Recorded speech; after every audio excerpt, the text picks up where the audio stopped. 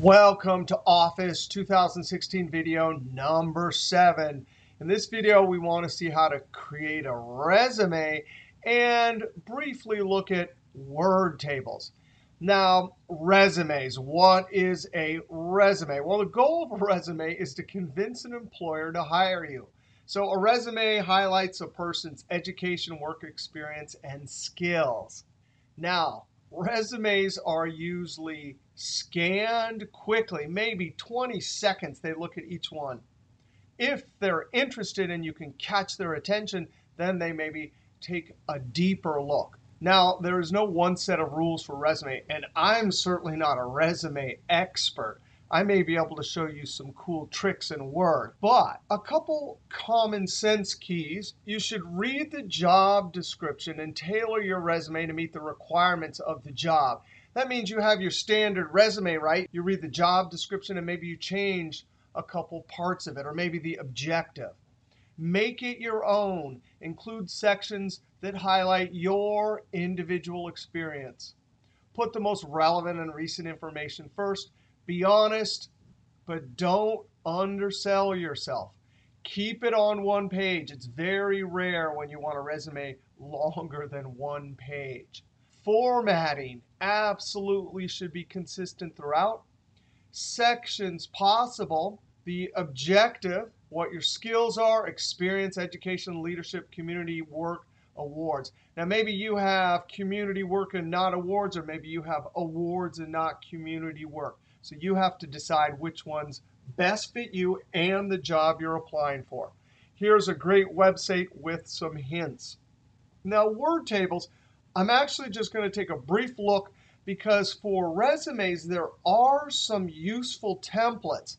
But we got to make sure that when we download a template, we know what that icon means in a word table and what that non-printing character means. All right, I'm going to close this Alt F4. I've already put in my jump drive, navigated to our Word folder. Now, I want to go down and use the icon on my taskbar, click the blue W. And guess what? We're going to look at these things that I told you were probably not very good. Now, actually, we are going to create our own from scratch because you really do have complete power. But if I come up here and type resume and enter, I've even maybe 20 years ago used some of these resumes. Now, you can click on them, and it will give you a little preview. Notice objective, experience, education, communication, leadership, references, chronological resume. You could click create. And in fact, let's do it. If you like this one or one of the other ones, let's go ahead and click create. Now, first off, how did it know my name? That is amazing. Let me show you. That comes from our settings up in File, Options. And under General, there's the user's name for this computer. That's where that name came from. You can change that if you want. You don't want your name there. You want something different. You can change that. Now, there's our template. We are allowed to simply click, like, for example, in street address, job title, company name, whatever element in this template for a resume, and click and start typing.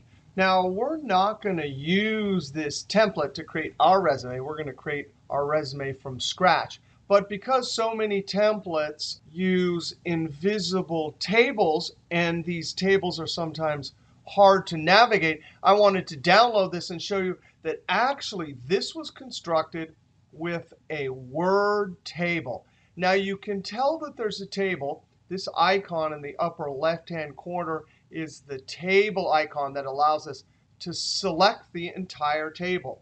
We also know that this is a table because tables are made up of columns and rows. And the intersection is a cell, and that is a non-printing character that means a cell. Now, I still remember when I downloaded my first resume template and tried to use it. It was difficult because the table object, if you start moving your cursor around, there's a cursor that means you can change the column width.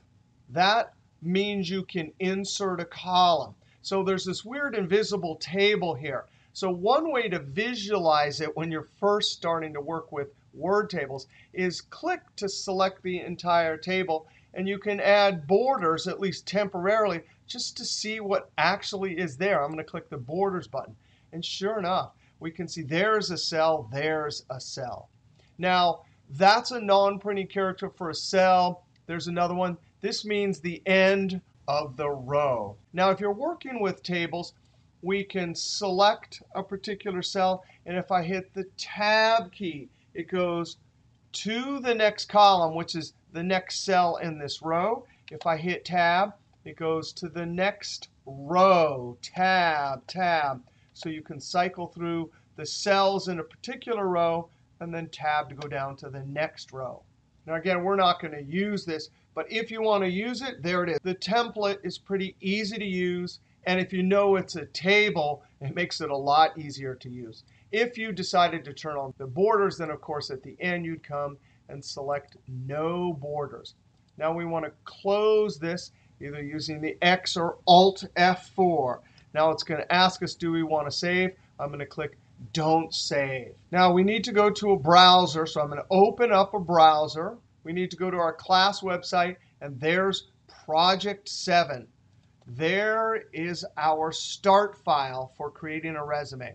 I'm going to right-click, Save Link As. We're going to save it to our Word folder inside of Video Files. That's where we want to save it. This name is fine. The extension is fine. I'm going to click Save. Now, I'm going to use Alt-Tab to jump back to Windows Explorer. I see my start file. I'm going to double-click, or if it's selected, I hit Enter to open it. Now, I've already typed out all of the text, and we're going to see how to format this. Now, what are we going to do? We're going to create a resume for Abdi. Now, there's the name and the address and email. That will be our letterhead. Then we're going to have certain sections: objective, skills, work experience, education, and awards and certificates. Now, we'll format all of this. And first off, we could create a resume that's listed linearly. And that actually would be fine, top to bottom. But since the employer maybe looks at it for 20 seconds right off the bat, I'm going to emphasize the objective and skills off to the left in its own column or section. And then the rest of the sections I'm going to put on the right with more detail. Now, notice that means we have to have 2 columns here.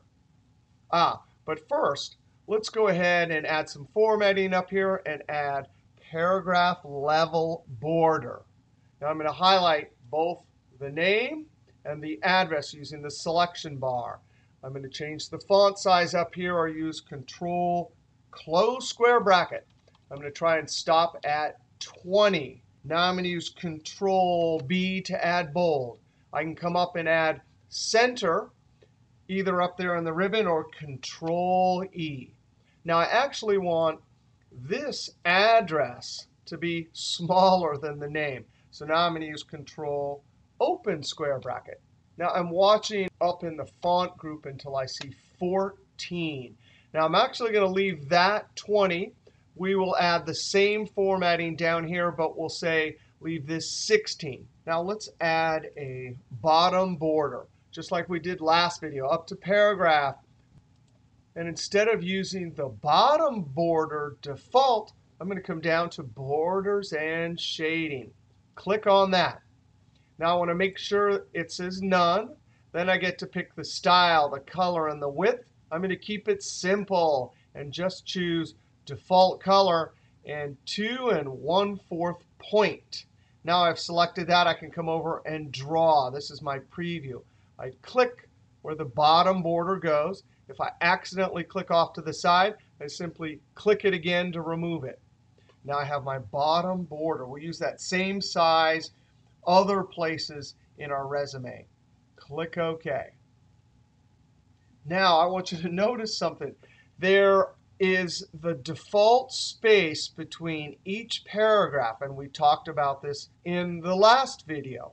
Now, I already added some paragraph level formatting up here, and this has the default left alignment and stuff.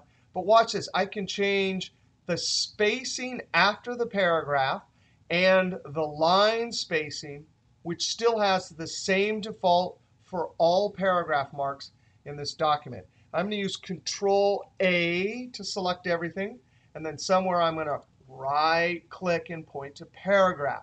Now, when you select a bunch of paragraphs that have different paragraph level formatting, some of the text boxes will be blank, and some of them will have some numbers or information in them.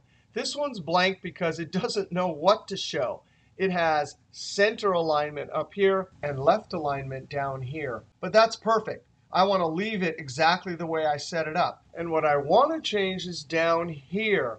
And these text boxes already have settings because the paragraphs all had the same settings. I want to add 0 spacing after each paragraph. And then I'm going to change line spacing to single.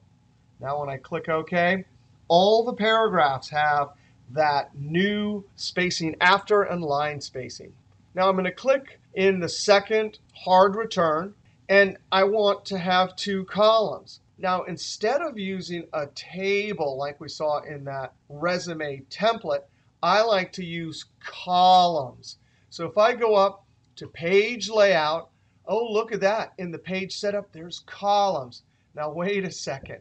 As we mentioned in an earlier video, page setup like margins, that's a section level formatting or a document level formatting. That means if I add columns, it'll do it to the entire document. Now let's just make that mistake and see what happens. I'm going to click the drop down and select 2 columns.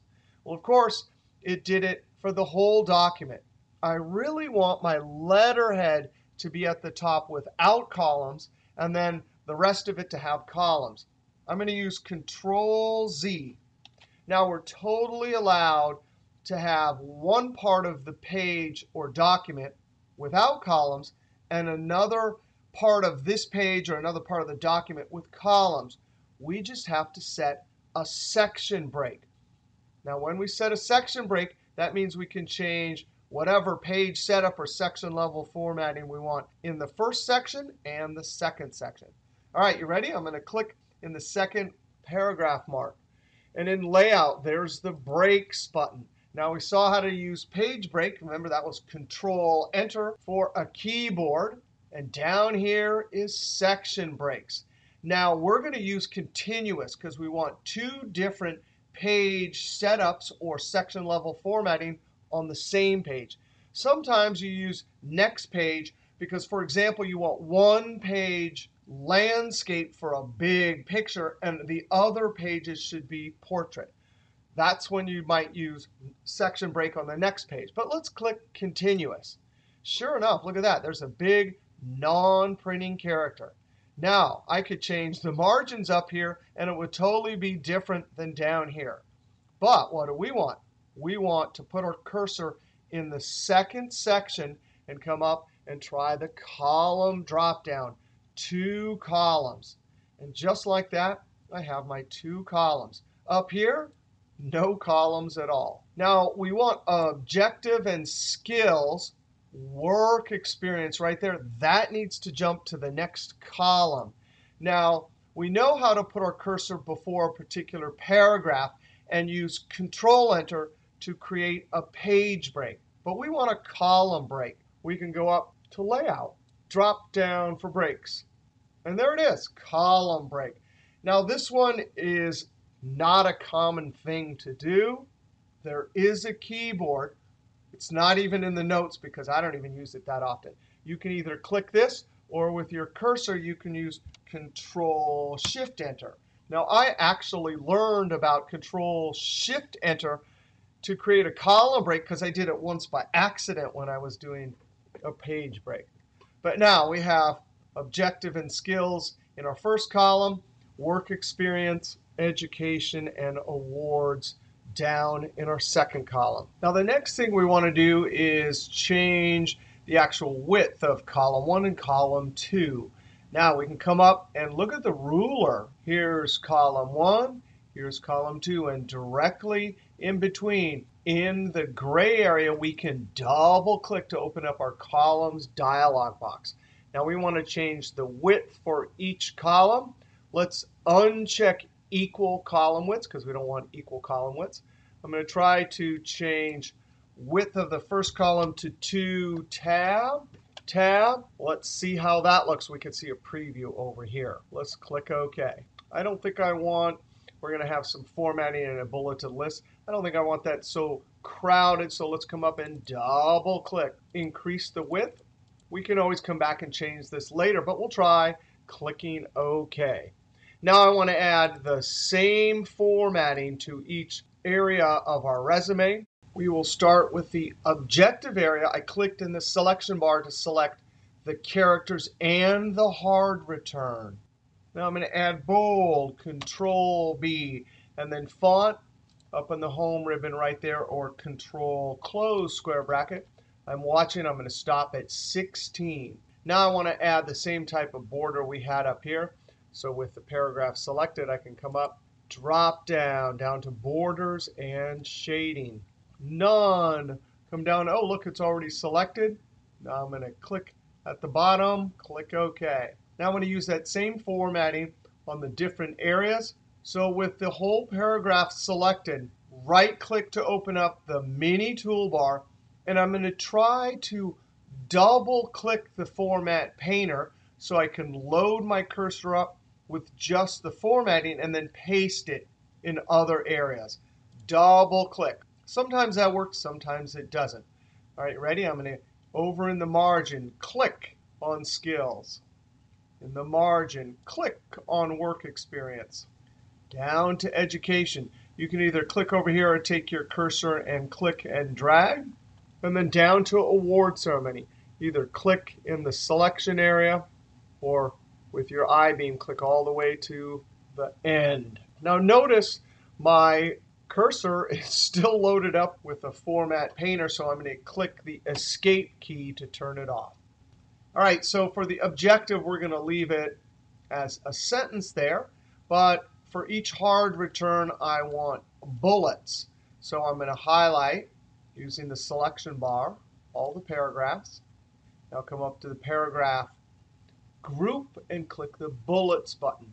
Again, I'm going to keep it simple with the little dots. If you want to get fancy, you can choose something different. Generally, with a resume, we want to keep it simple and elegant and consistent. I'm going to click Escape. Now, I'd like to move these bullets all the way lined up with the edge of the border. I'm going to actually use the ruler. If we hover our cursor, that's the first line, indent, hanging, and left. When I see left, I'm going to click, and it will move all three elements. I'm going to move it so it's pointing right there. Now, I'd like to apply the same paragraph formatting down in Education and Awards and Certificates, because these are bulleted lists also. Right-click, and I'm going to try again. Double-click. Now I'm going to use the selection bar, and I'm clicking and holding and dragging. When I let go of the click, just like that, the formatting is applied.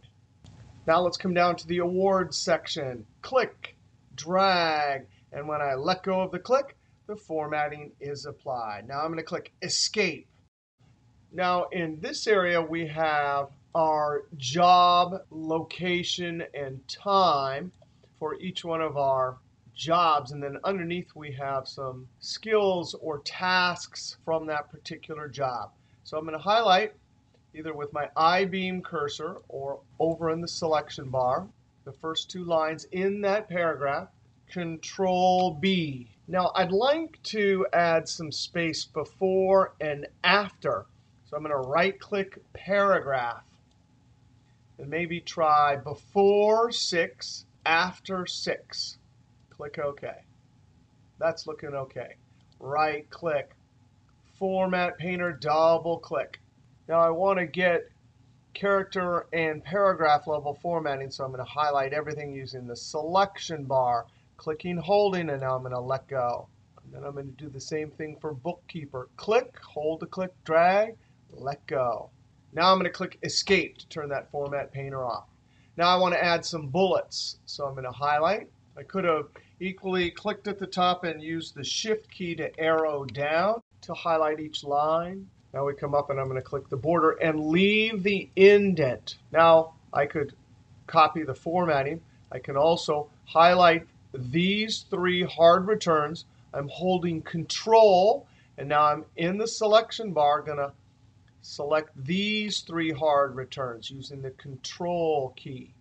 Now I come up and click Bullets. Now I'm going to use Control and Roll. Now I'd really like to fill up the entire page down to the bottom. And you may have enough elements in your resume to fill it up. But I'd like to add some space to push the text down to the bottom of the page. And I don't want the bullets to be so crowded. So I'm going to highlight these bullets here, right-click, Paragraph.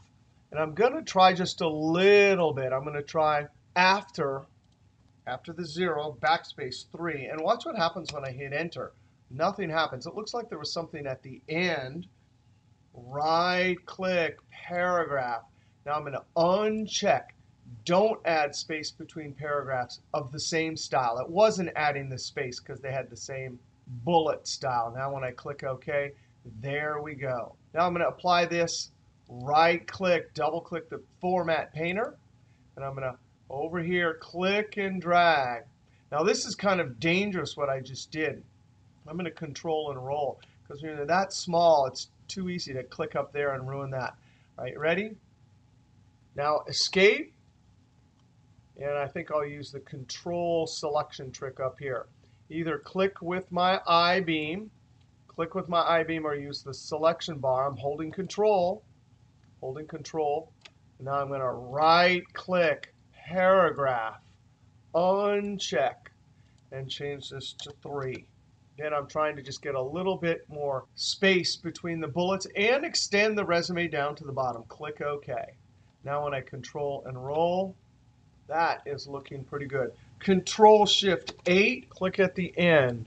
You definitely want to print this out, look at it, see if it looks good. There we go. You know, it doesn't look good right there. That line should be lined up here. Let's turn our non-printing characters back on. Control-Shift-8. There's a hard return right there, but not over here. I'm going to click right before Work Experience and Enter. That fixes our problem, but creates a new problem by putting one of the bullets on the next page. No problem. Let's use Control-Z and get rid of this hard return. Now I'm going to Control-Shift-8, and that's looking pretty good. If that's not enough breathing room, right, we could still have the hard return, and maybe we change the top margins to 0.8 or something instead of an inch to try and get that bullet back on the page.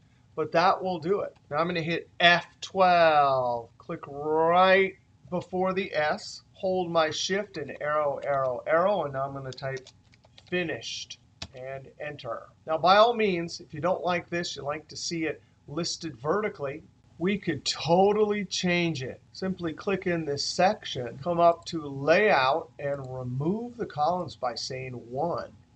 Now I need to turn my non-printing characters back on, Control-Shift-8, and there's a column break. Let me put my cursor before the column break, delete.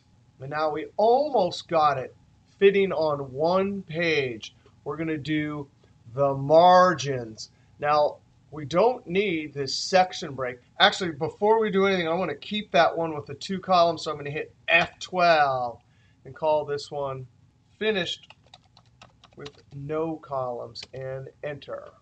Now we can put our cursor right before the section break and delete.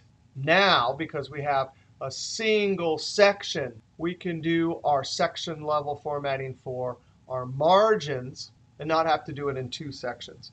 Now we go up to Layout. That dialog launcher or the keyboard, Alt-PSP.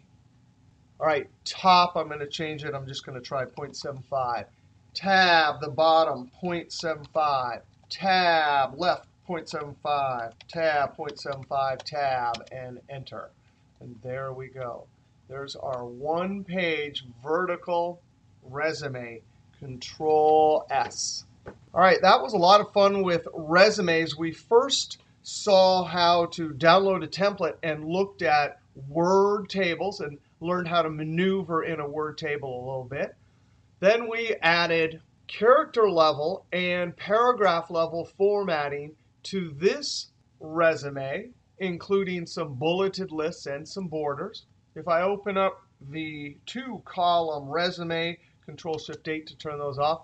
This one we also did section level formatting where we set a section break, Control-Shift-8, there it is right there, and then put columns in one section and no columns in another. All right, that was a lot of fun with resumes. Next video, we get to actually do a research paper. Now, most people feel dread when they have to do a research paper. But when you learn all the tricks in Word for creating a research paper, man, all of a sudden research papers are fun again. All right, we'll see you next video.